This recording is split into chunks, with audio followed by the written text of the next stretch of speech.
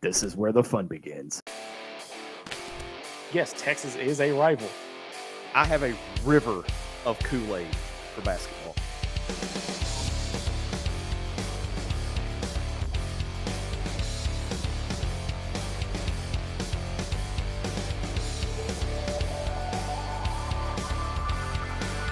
It's time to step inside the Hog Pen.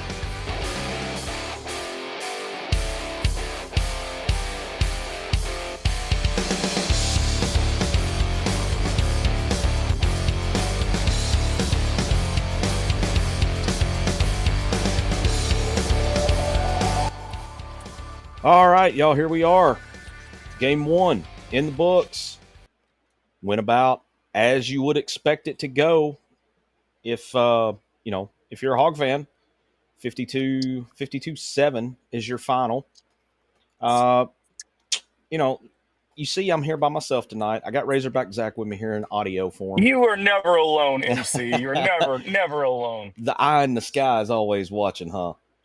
I wouldn't go that far with it, but So our boy Zach is here audio only because he was in Fayetteville today. He was in Razorback Stadium, got the first-hand eyewitness account of the 52-7 win over Alabama A&M. All right, Zach, I'm coming right to you, man, right out of the bat. Tell me what you saw. oh no, that's dangerous. You know better than that. No, all in all, I mean, I'll start as early as you want me to start before we even got to the stadium. Um, the crowd was a little light when we first got up here. I'd say probably about 11 o'clock, 11:30. The gardens, where everybody knows where the tailgating goes down, looked a little light. I was a little worried. Um, Had a lot of fans for the Hog Walk though. It was a little warm for kickoff. I got cooked. Didn't burn, but it was a little warm for kickoff. Yeah. But Hog Walk went well. Tusk was in attendance. And then one of the things I watched for in pregame, pregame warmups and everything, Right. was their intensity level. How hard were they warming up? Were they actually putting forth effort or just going through the motions? And one thing I've noticed that was different from years past is the intensity level from the running backs, from the offensive line, to even the quarterbacks were throwing. They weren't just kind of lobbing it up there. They were zipping it. My only concern, and it shut me up real quick in game, and we'll get to that in a second, was our field goal kicker was a little off target a couple of times. Right. Made me a little nervous, but I think that was just smoke and mirrors. They did a lot different for pregame, and I'll be honest with you, it made it a lot better. Good. It raised the hype level just a little bit. So what happened was, to kick off pregame ceremonies, as they call it now, is there's two flags over on the open end of the stadium. Okay. You know where that little opening is, the Yep. notorious opening of the stadium? There's the two flagpoles there. They pick a special guest or fan or somebody. I mean, it kind of depends on who they pick. But that fan raises both flags to start the pregame ceremonies. Okay. From there, the band comes out the same, but the drum majors come in from all four corners of the field versus through the band now. Okay. That's an interesting twist. They still have the pyro, Yeah. but now they have a group that comes in every week. Like this week, it was the Razorback Foundation's red, cardinal, and white members Okay. unfurled a very large state flag at midfield for the run through, running through the A. And then one of the other things that I noticed, MC, and I apologize, I'm all over the map. I'm trying to remember everything. That's all right. Is the way they did Tusk. This was my favorite part. Okay. So normally, if everybody knows, Tusk goes down the Hog Walk, and when you enter the stadium, he's right there in the west end zone. Yeah. In his little cubby hole. That wasn't the case this time. When I got to my seat, in the west side of the field. You know, I'm about 11 rows up from where Tusk is. He wasn't there, and I looked over and at James, which by the way, big thank you to James Harris of Harris Made Chef Services for sponsoring our trips up here to Fayetteville to cover the Razorbacks. But I leaned over to him and I said, I guess Tusk isn't going to be in the games anymore. I could not have been more wrong. Tusk has his own entrance now where they drive him on to Okay. midfield and drive him around the field. Okay. I can So get on board with that. Yeah. I think our hopes of having Tusk run on the field with the team is inching ever so closer. Yeah. This may be as close as we get. I mean, you've seen how much trouble Colorado has making sure that Ralphie doesn't get away from them. I can't imagine trying to bridle 400-pound a Russian wild boar. boar. Yeah. So let's get to the meat and potatoes of what we all came to talk about. Okay. Yep. Because I have a lot of things I want to say. So I'm a little concerned. I'm going to voice my concerns. First off, let me say this. It's not time to hit the panic button just yet. Okay? It's not time to hit the panic because there's a lot more positives this time than what we were talking about this time last year. Okay. You put up 300 yards of total offense in the first half. Taylor Green, his accuracy still has a lot to be desired, but he's a lot more accurate than he was a year ago. Okay. Still got some polishing to do, but my issue is, number one, the offensive line. Number two, are we able to run the ball? Yeah. Are we able to run the ball? Well, and all we heard preseason was Mike Washington. Mike Washington, he's he's going to be awesome. He was pretty good. Yeah, but I mean, he was being built up to be the next coming of Cedric Cobbs or DMAC, and we didn't see that today. By the way, DMAC was in the building. Always good to have your legends there. Always. Yeah, DMAC was in the building. I got about 50 yards from DVH. Nice. And let me tell you something. He walked through the. Uh-oh. Zach's going through one of the dead spots right now. Like the Red Sea parted when he walked through. that you said that was Dave? You still got me? Yeah, you kind of broke up a little bit. Nobody was around him for 15. Nobody was around him for 15 yards. Nobody wanted to approach him. He is an intimidating, even outside of Baum Walker. He's an intimidating figure. But let's get back to the field. Our defense looked so rough. And I'm not hitting the panic button just yet. I kind of expected us to be a little rough. Yeah, you're kind of going underwater a little bit. All over us and left guys wide. Yeah, we left guys wide open. Yeah, your signal's dropping on you, Zach. So I'm going to try to fill in the blanks a little bit of what you were saying. Defense got a lot of work to do. That first drive for Alabama A&M was what I would call borderline embarrassing. The way they just moved the ball down the field. Now, I will say the defense did settle down a little bit later, and they looked a little more like what we would expect. But I don't feel like that there's any time that a SWAC team should be able to push an SEC team around the way they did on that opening drive. And then, we've still got problems in the coverage area. We've still got problems tackling. No pressure from the defensive line. I feel like that's going to be an issue. If you can't get pressure in this game, and I don't care if you're sending blitzes or not, your front four, which played a 3-4 for the majority of the game, at least the first half anyway. I didn't pay that close of attention in the second half, but the first half we were playing a 3-4, and you got to be able to get pressure in a game like this. Am I back? Yeah, there you are. There I am. Okay. Yep. So you were talking about the defense and the issues that the defense had. Yeah. We look, and I get it. And if D-Mad were here, he'd be waiting for me to say the two words that I said I would never say this season. Look, if you look at it from a fan's perspective, there's a lot left to be desired, but there's gonna have to be some adjustments made. And the entire defense it got me a little worried, and not panicked, not to the point where the season's shot. Nah, Right. see, see what I did there. Nice save there. Nice save. But and it's not time to hit the panic button yet. You just they're tweaking a little bit, not big changes, just little tweaks. T. Will has got to learn in-game adjustments. Yeah, I would agree. I mean,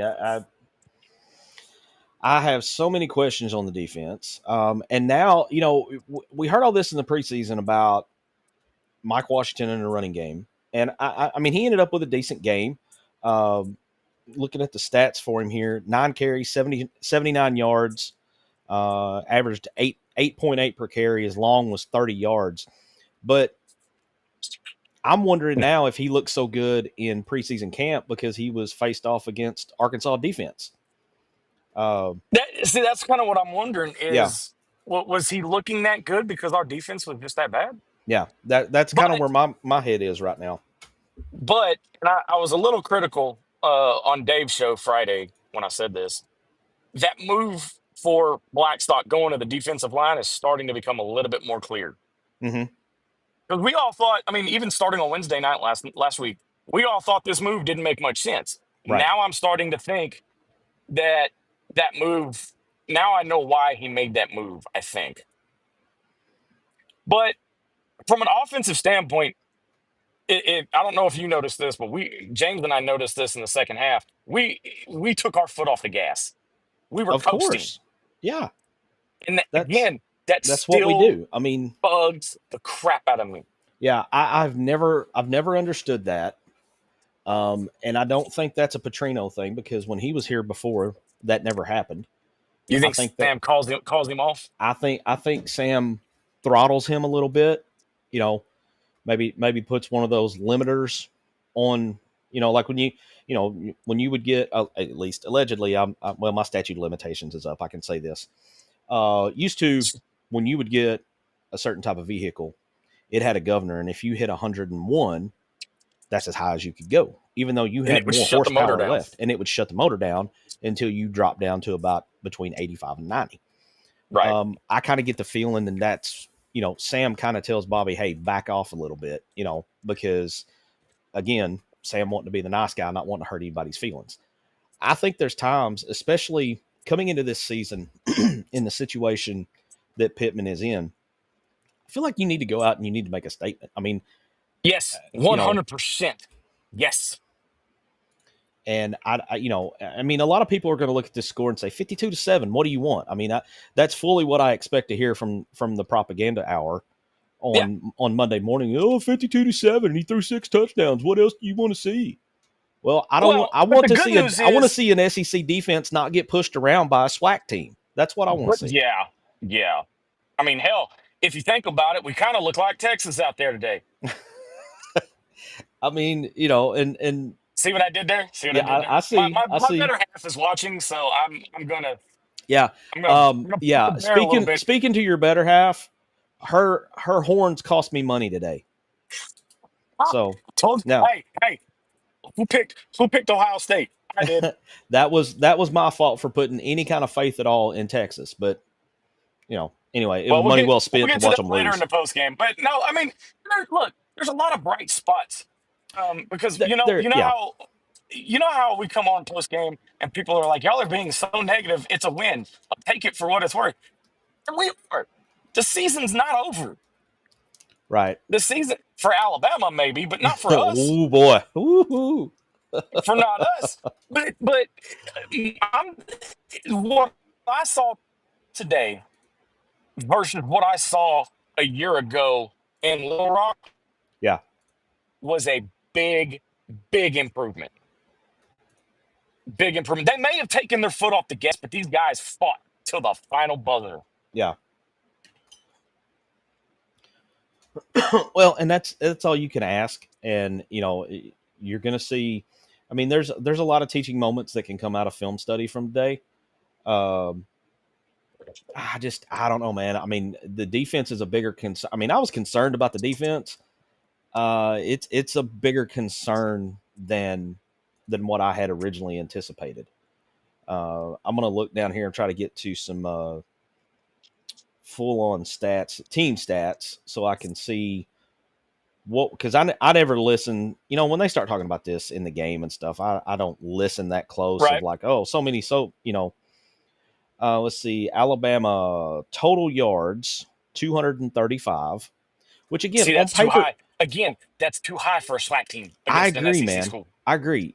For a SWAC team versus an SEC school, that's a little high.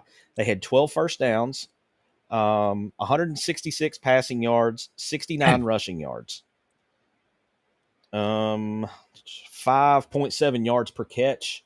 So they're getting a first down every 2 passes. Yep. Which is, you can't. And again, you're going to have to shore some of this stuff up before you take on Right. Arkansas State. And God forbid the next game after that at Ole Miss. You play Right. like this at Ole Miss, they're going to eat us for lunch. Well, and they're playing right now. I'm about to get a score update on that one and also on the A-State game because I'm watching Clemson and LSU. Clemson is up 10-3 right now. So let's see. A-State was okay. A-State's running away from SEMO. They're up 35-10 in the third quarter. Oh, yeah. Yeah.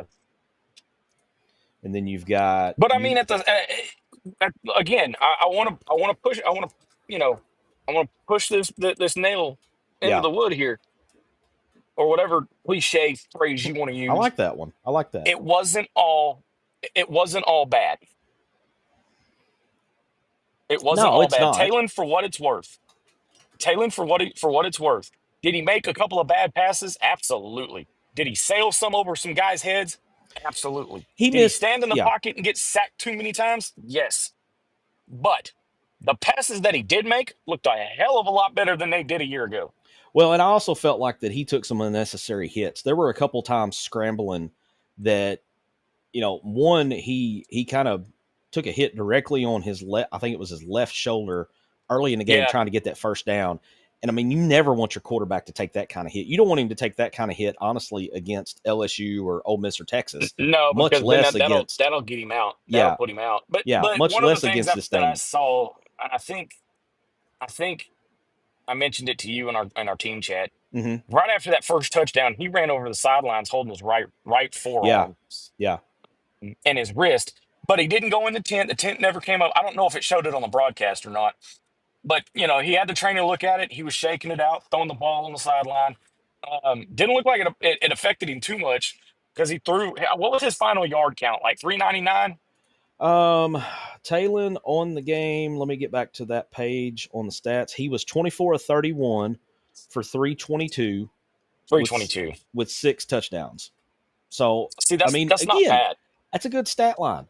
And if you just look at this on paper, if you're looking at this, if you're a fan of another school and you look at this and you say Arkansas won 52-7, you're like, okay, they did what they were supposed to do. But at halftime, when it was 31-7 at halftime, I felt like this was the ugliest, sloppiest 31-7 that I've seen in a long time because I felt like we left points on the board. We had a lot of mistakes on defense. Yep. And that first drive for Alabama A&M, I can't get past that. That my stomach sank on that one. Yeah, absolutely. My stomach. Now, one of the bright spots that we've barely talked about all preseason and even up to during postgame. How about our special teams, dude? Yeah, looks like is Arkansas becoming kicker you? I mean, this dude. Well, not only that, but how about what was it? Did the kick bounce off an A&M player and so back to the kicker? Yeah, so he kind of squib kicked it a little bit, and it bounced right off the Alabama A&M guy, and it could not have bounced back to him any cleaner than it did. And it bounced right back to the kicker. He picked it up, and then we got the possession. I mean, they just took a knee before the half, but right. I mean, that's one of those things that you feel like, okay, well, here's how it's going our way. But Scott JP makes a very valid point. Talon threw to what, 4 or 5? No, wait. I think he threw 6 different receivers. I saw a stat, and I was gonna bookmark it on Twitter, and I can't find it now to go back and do it. But he had in the first half, we had, I think, 5 different guys catch a pass. And last year it took like 3 games for 5 different guys to catch a pass. So he is spreading around. He doesn't seem to have the tunnel vision that he had with Armstrong last year. Yeah. Well, and one of the other things that I noticed too with Talon, he didn't run 40 yards backward, 3 yards. Yeah. You know? Yeah. He had a couple times where he was scrambling for his life a little bit, but for the most part, he wasn't running backwards like he did last year. So that was an improvement on that. Yeah, absolutely. But I want to say, was it before half? Yeah, I think it was before. I think it was the second quarter. Mm-hmm. So Arkansas drives down, gets a touchdown, right? You know how if you've ever been in Razorback Stadium here recently, you know that after a touchdown, they got pyrotechnics that go off on the top of the video boards. Our defense was garbage at this point. They were trying to figure things out. It was not looking good for Arkansas. All of a sudden, one of these pyros goes off and it blows out half the video screen on the south side of the north side of the end zone. Yeah. North side of the field. I couldn't help it. I could not help it. I took a picture of it and I put it, and you can go see it. It's on my Twitter. On our Twitter, yeah. Razorback Zach, and it's on our Facebook page. I took a picture of it with the caption, "Zach touching buttons again." Yeah. That was pretty fitting. I thought this that was thing pretty glitched at least. Yeah, and I'm going, okay, if this is a sign of things to come, we're in trouble. Well, I mean, everybody's going to look at it. Everybody's going to look at it on Tuesday, see the 52-7, see the career high in touchdowns thrown for Talon Green, the 6 touchdowns, the 322 yards, and I feel like it's going to put some fool's gold into some of the fan base's heads. What do you think? Well, I think so, but they're guaranteed sleepwalk through a game after this. Not even A-State. Everybody's like, "Oh, we'll blow A-State out of the water." Again, some of the bright spots: no interceptions, no injuries, no turnovers, no injuries. I mean, that's about the best you can hope for. No turnovers, no interceptions. Yep. Absolutely. Yeah, and you forced 2 turnovers. You forced 2 fumbles, so you're +2 in the turnover game. As far as I have seen on Twitter, there's nothing about any kind of major it's going to be injuries. fine. I think for the most part, no injuries. I think we had one guy that got his leg rolled up on, but he ran off under his own power. All in all, in the grand scheme of things, a lot better than it was a year ago, and heard a lot of people talking during the hog walk, and a lot of the fans that were talking around me where I was sitting. They shore up these small, and they're minute problems. They're minute problems. They're not, oh my God, somebody hit the panic button. Seasons. Yeah. I'm not going to finish that because I told you all I was going to say it. You shore those up. We could actually surprise people, but the defense scares me. If you let somebody like a SWAC team get 200 and something yards on you, when we go to Ole Miss, hell, if we go to Memphis and play like this, I'm telling you, it makes me nervous. You better watch out. You better watch out for the offense you're going to see next weekend. I know everybody is telling me, "Oh, BS." You're, Dylan is borderline ready to give me 21 points in that game. My cousin's ready to give me 21 points in that game. I'm telling you, Corey Rucker is going to eat on that defense, and if something doesn't change between now and next Saturday. Okay, so let's for those that don't know who Corey Rucker is. Rucker. Yeah, I know. Yeah. I fear that we're all going to know after next Saturday because dude's a very good receiver, and I don't feel like that. I don't have any faith in the secondary. I don't have any faith in the defense, period, right now. after what I saw today, I think there's issues on the defense. Now, could they go in and maybe get some of it corrected? Maybe. I think some of it's just personnel issues. I think there's just, there's not SEC caliber personnel across the defense. I feel like the linebackers are. All right. I don't think the secondary is anywhere near SEC caliber. Defensive line, I didn't see anything today that got me excited. But it's week one. We looked like, but again, even if it is week one, it's a SWAC team. True. That's what I keep going back to, and I don't mean that disrespectfully to Alabama A&M, but I mean, let's just face the facts here. SWAC teams should not be able to be competitive in any shape, form, or fashion with an SEC team, and not like that. People are going to be saying, "Well, but MC is 52-7." Well, okay. Still, they should never have had a drive like they had on that opening drive. We had miscommunication. We had blown assignments. We were out of position. And I don't know, man. I just feel like that. Now, I will say this. He will make the adjustments at halftime, and the defense looked a hell of a lot better in the second half. Yeah. Yeah. I mean, it did. It got better. It got better. So, but I don't know, man. I knew the defense was a concern coming into it. And, they kind of confirmed some of the concerns that I had today. Right. But we'll see. We'll see where it goes from here. I mean, it could be worse. We could be Alabama right now. So, yeah. So. Hey, let's. I know we're up. Yeah.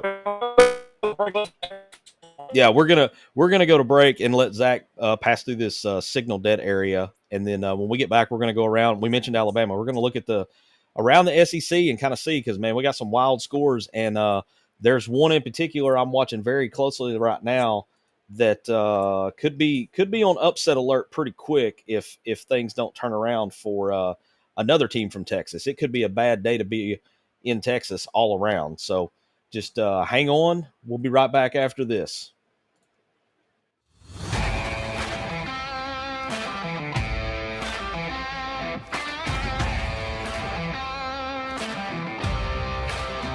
Meeks Design is your one-stop shop for custom clothing with a personal touch.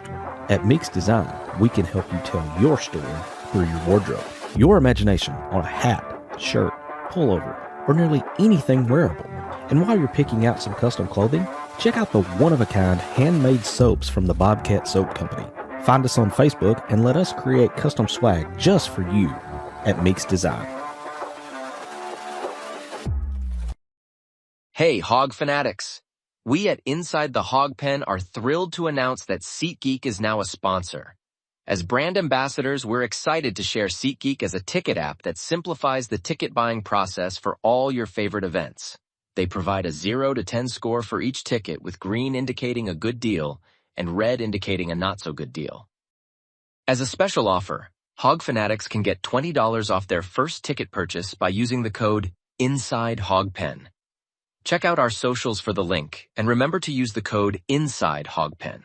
Attention Razorback fans and local businesses. Are you ready to reach the most passionate Arkansas sports fans out there? Introducing Inside the Hog Pen, not your normal Razorback talk show. We're fans first and don't try to hide it. No agendas, no propaganda. At Inside the Hog Pen, we call it like we see it. And now we're looking for sponsors to join the team. This is your chance to put your brand in front of thousands of loyal Razorback fans who live and breathe Arkansas sports. From small businesses to major brands, we have sponsorship packages tailored just for you. So let's grow together and make Inside the Hog Pen bigger and better. Don't miss out. Call 501-416-4331 or email us today at insidethehogpen@gmail.com and become a proud sponsor of Inside the Hog Pen.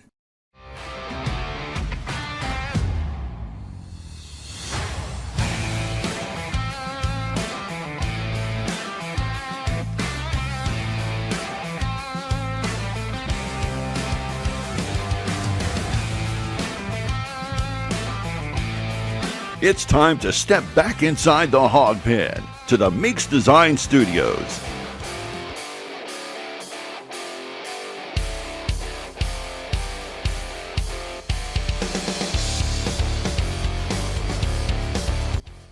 All right, welcome back, everybody. Got a full house in here tonight. I'm glad you guys are with me. Zach's here in audio. D-Mad's here in spirit. D-Mad's been doing human torture all day. He got out of the ISIS cave that he's been in, and now he's being exposed to He broke free. cruel and unusual punishment with moving. I've always said that having to move from one house to the other could be used as cruel and unusual punishment, and our boy D-Mad is getting his fill of that today. So y'all throw one up for D-Mad. Yeah, I know how he feels. I moved out of my 1-bedroom apartment into my new Yeah. house a couple of months ago, and oh my God. So I feel for him. I know what he's going through. Yeah, no doubt, no doubt. We've all been there. I hired the last time I moved. My wife talked me into hiring movers, and it was the best money spent ever, like ever. Well, So, and the funny thing is though, is you think being in a 1-bedroom apartment, I wouldn't have a lot of stuff. I kept opening drawers and stuff yeah, going. it's amazing how stuff just compiles itself, even when you're living by yourself in like a 1-bedroom. Yes. I mean, stuff just piles up, and you don't even realize absolutely. it. So, hey, I want to take a quick look around the SEC, or did you have another point you want to make first? SEC losses. Yeah. So no. You know what else piles up? SEC losses today. Well, it was. We heard a long time ago. Houston Nutt was always famous on his first coaches show of the year every year to come out and say, Paul, there's a lot of teams that'd like to be 1-0 today, and right now in the SEC, there's a lot of teams that would like to be 1-0. Starting with Alabama. I mean, game of the day, obviously number 1 and number 3. No, not Alabama. It's Texas. Let's touch on Texas. All right. We'll go Texas. Words to say. All right, we'll go Texas first. Number 1 goes down this morning. Early game, the big noon kickoff on Fox. And I got to say this, Fox did something really classy this morning. Yes, they did. And kudos to them. And if you're not familiar with the TV world, one network does not broadcast something from another network. Like, they never simulcast anything unless it's like the president talking, okay? Well, at the end of ESPN Game Day this morning, Lee Corso made his final head pick, and Fox pulled the ESPN feed into their pregame show and showed Corso's last time that he was going to make a pick and put the whole headgear on and everything. And I just thought that was a very classy move. So, anyway, Texas, Ohio State in the horseshoe earlier today. Paul Feinbaum had made a comment earlier talking about that Arch Manning was going to be the most electric player the SEC had seen since Tim Tebow. And yeah. Woo. If he is let me say this, if he's the most electric player the SEC has had since Tim Tebow, the SEC's in trouble, because Arch did not live up to the hype today. Now look, I'm about to do something, but I'm kind of not. You're going through the football gods are not shining on you right now, because you're about to disgrace the name of the Manning family. So they took your signal away. But I'll do it for you. Come to the kid's defense. Okay.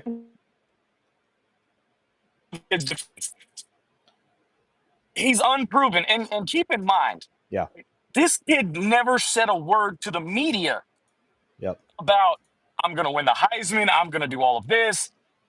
He was named starter of the Texas Longhorns. The media itself, that was super hyping this kid up. And then you want to throw him out there in a hostile environment in one of the most treacherous places to play in the country, in Ohio State, for his first start.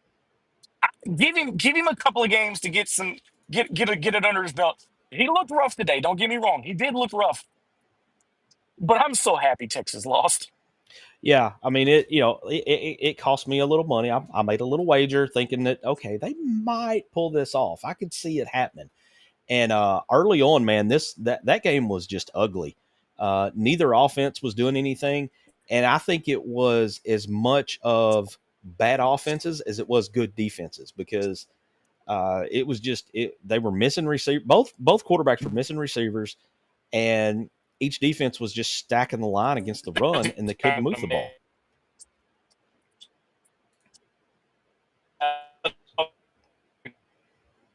Hey, looky here. Hang on, D. Both of these offenses, a lot of pieces into this game. And just as much as we talk about how bad Texas's offense looked, Ohio State's didn't look all that much better either. Yeah, it didn't look any better, I didn't think, for the most part. And then their quarterback had that late touchdown bomb that put them up 14-0. And at that point, I'm like, okay, this game is over because Texas can't get anything going. You got to give Texas a little credit. They didn't fold. I mean, they scored. They had an opportunity to come back and get the tie and just couldn't make it happen. But look, I can't believe I'm about to do this, but I'm about to defend a Texas player here. Manning and Zach, I think you were trying to get to this, but we kind of lost your signal a little bit. Manning had way too many expectations put on him by all the experts, and I'm using air quotes here, experts of college football, like Paul Feinbaum and some of the others that were talking about, him being quarterback Jesus, basically. The kid was put in a no-win situation. I mean, he's going into, like you talked about, he's going into the horseshoe. He was set up to fail. He really was in this game. I mean, I don't put it all entirely on him, but when he come out on a rollout and that first pass bounces 5 yards in front of his receiver, I'm like, ooh, that's not. Yeah. Amy says it best in our comment section. Amy says it best in our comment section, said that visit me again next year on Arch Manning. I think he's got good potential, but it's not all there yet.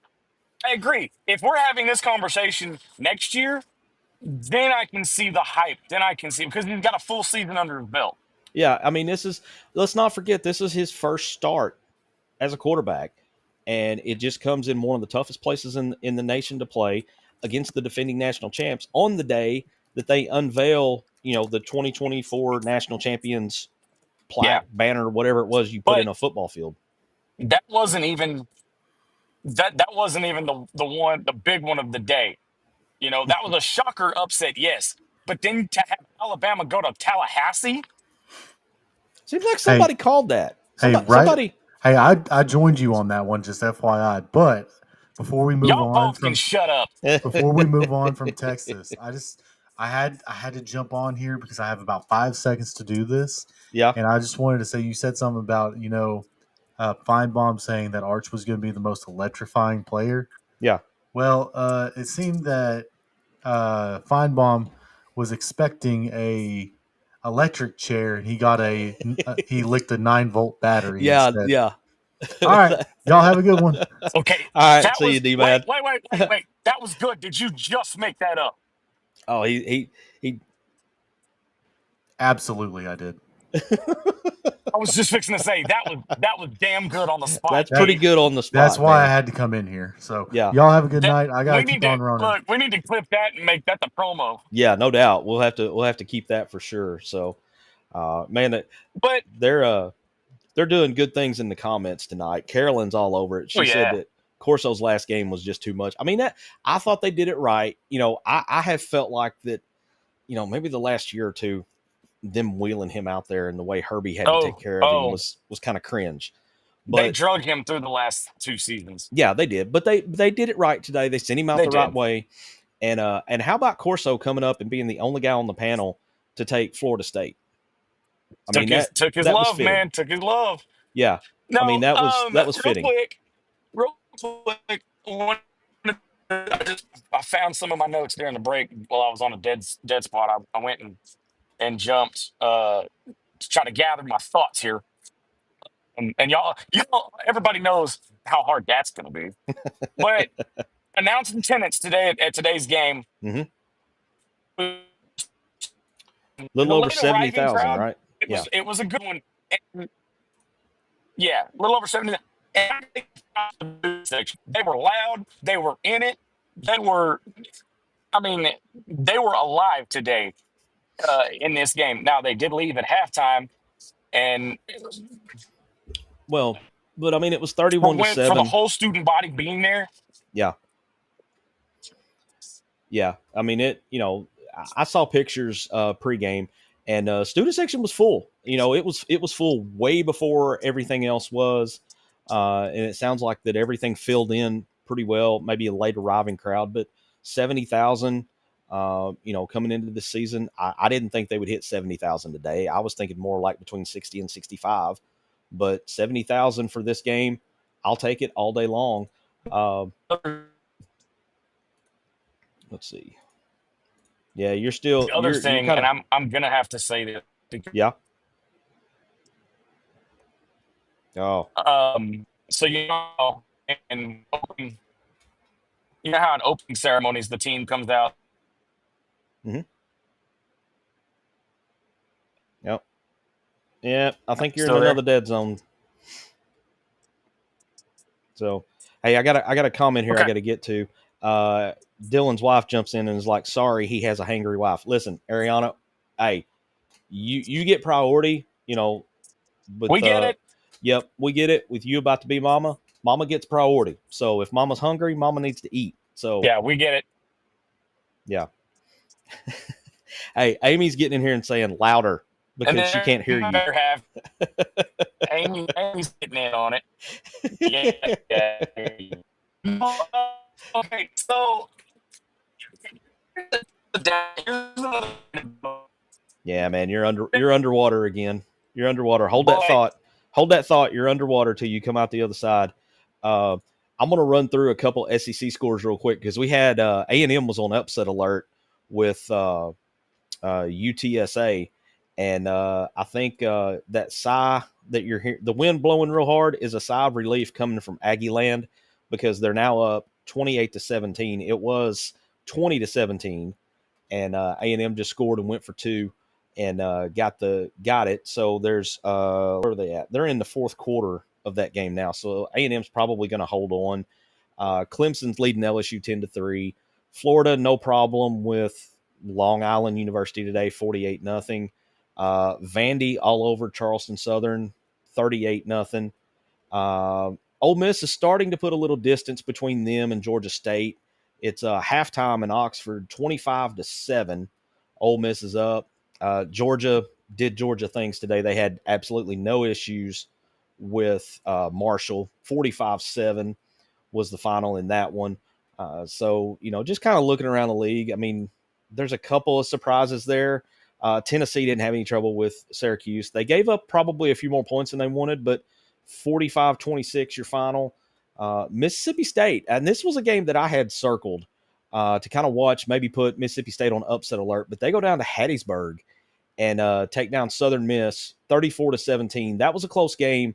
It was 13-10 at halftime in that game, and I was beginning to think, okay, I may have another one here that I'm going to feel pretty good about, but I took the upset in that one. I took Southern Miss because I don't have any faith in Mississippi State either, but they basically just lined up and played bully ball in that one and ended up winning by 17 there. So just to kind of get you around the SEC, Kentucky wins what was probably a lot closer game than it should have been over Toledo, 24-16. 37-year-old Zach Calzada got the start for Kentucky. I feel like he's my age. Yeah. I mean, I think he's got a kid about to graduate high school, and he's still playing ball at Texas A&M. So, but all right. So let's try to get your thought before you hit another dead zone. Yeah. Yep. So they did all the team introductions and stuff. Yeah. When Pittman came, they cheered for the team. They cheered for when Bobby was down there. And then Pittman comes out, that stadium, nothing. Crickets, huh? Nothing. You could hear a pin drop. Oof. And then it was so bad. It was so bad they had to crank Jukebox Hero all the way to like 11. Oh man.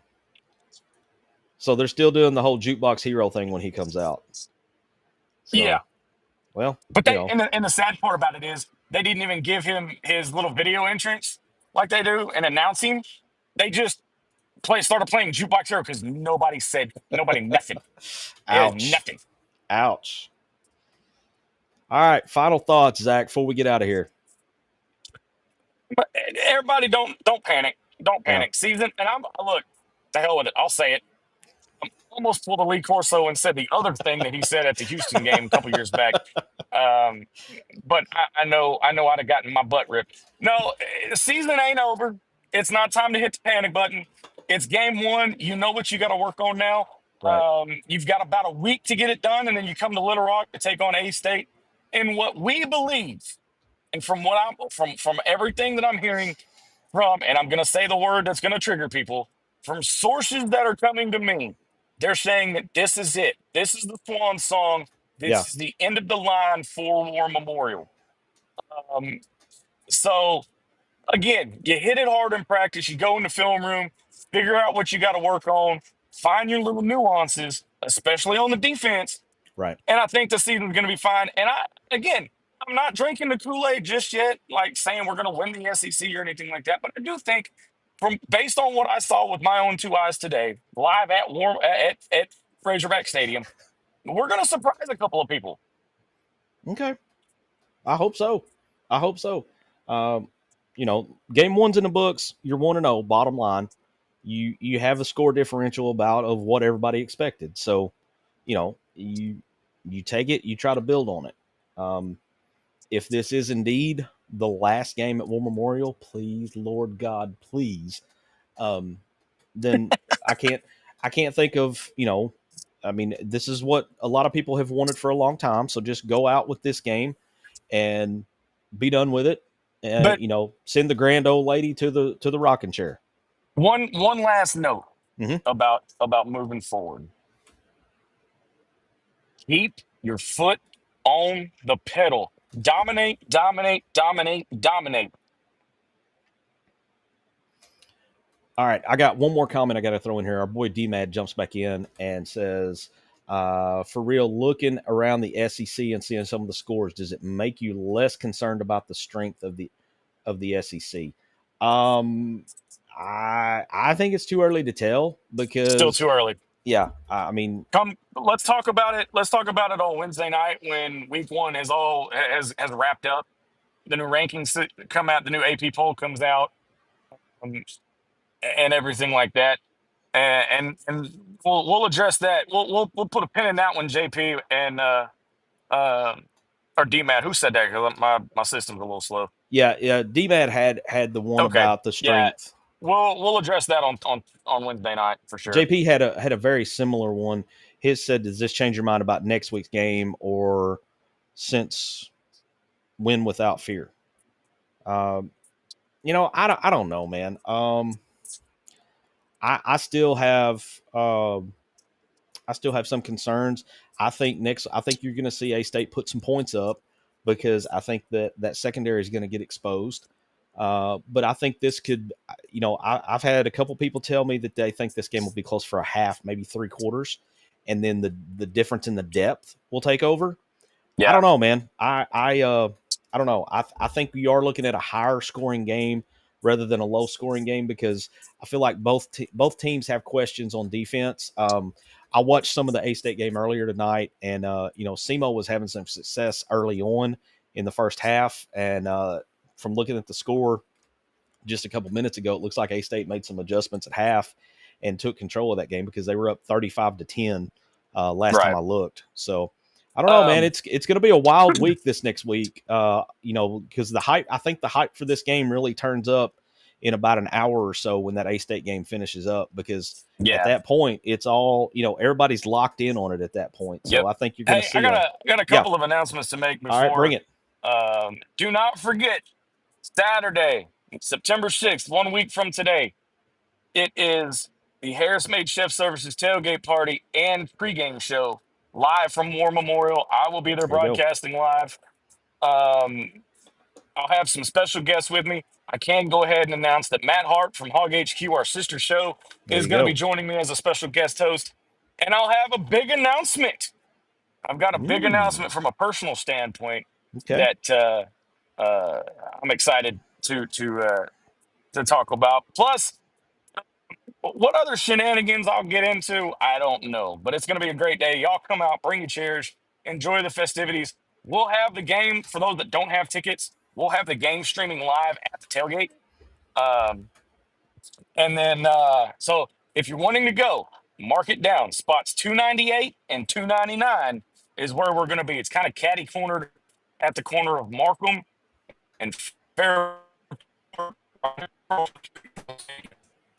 Oh, you're hitting the dead zone again. Are you there? Yep. Yep, he's Wrap it up, MC. yeah, that's my cue to wrap it up. The football gods took your signal away again. So, hey, we're not going to say anything tonight, but y'all need to be watching our Facebook page because we have something special coming up on this week's show. Not gonna give it away tonight. Watch the Facebook. Am I back? Okay. I'm just throwing it out there that we got a special show coming up Wednesday night, and I didn't give anything away, but I'm telling everybody to watch our social media because we've got something special cooking for Wednesday night, and this one's going to be fun. It's going to be a little out of the norm, and it's going to be fun. But we can't announce that without our boy D-Mad here with us because he's actually the one that kind of put this whole thing in motion. He had the idea, and I don't feel like it's right for me and you to make this announcement without the man who made it happen here in the mix. So we will we might try to get something together between now and then, a little video to throw out to kind of hype up Wednesday night. But it's going to be something a little different than our normal show in regards to the game coming up next Saturday. So all right, appreciate everybody. I'm excited about that. It's going to be fun, man. That's going to be a lot of fun. By the way, I know my signal dropped off. For those of you that were wondering about the tailgate spot, it's 298 and 299. There you go. So go by and see Zach at the tailgate. Everything I've seen, man, I was trying to find some tickets for a friend of mine. Tickets are not to be found anywhere. So this may be like a hard AIS, as I call it, sellout. Is it a sellout? It may be because I just heard from our game sponsor. It is officially sold out. There you go. So if this is indeed the last game at Little Rock, that's a good way to go out with it. So, all right, be watching our social media. We got that big announcement coming. We're going to let our boy D-Mad kind of break the news on that since this is kind of his baby. And we'll see you guys Wednesday night inside the Hog Pen. Thanks for watching this episode of Inside the Hog Pen. Listen anytime on your favorite podcast provider, and be sure to follow us on all our social network channels.